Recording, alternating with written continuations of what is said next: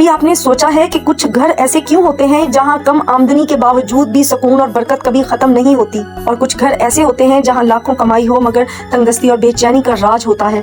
راز چھپا ہوتا ہے اس گھر کی عورت میں، خوشبو اس گھر کی مٹی میں بسی ہوتی ہے جہاں عورت کی زبان پر اللہ کا ذکر زندہ ہوتا ہے۔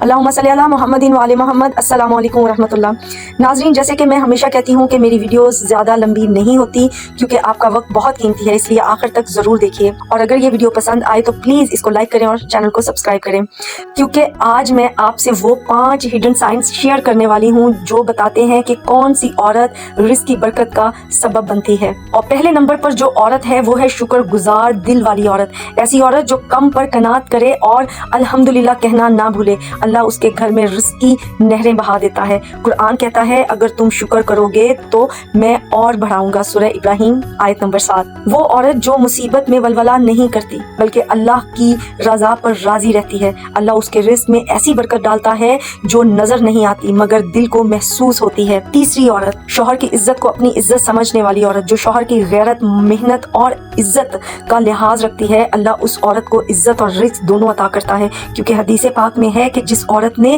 شوہر کو راضی کیا اللہ اس پر راضی ہوا۔ نمبر 4 پر وہ عورت ہے جو مہمان نوازی کرتی ہے، جو مہمان کو زحمت نہیں بلکہ رحمت سمجھتی ہے، اس کے دروازے پر اللہ کی رحمت ٹھہرتی ہے، مہمان کے قدموں کے ساتھ رزق اور برکت بھی آتی ہے۔ 5ویں نمبر والی عورت، وہ عورت جو ہر حال میں سبحان اللہ، الحمدللہ، اللہ اکبر پڑھتی رہے، وہ اپنے گھر کی فضا میں نور پھیلا دیتی ہے، ایسے گھروں میں فرشتے رہتے ہیں اور شیطان بھاگ جاتا ہے۔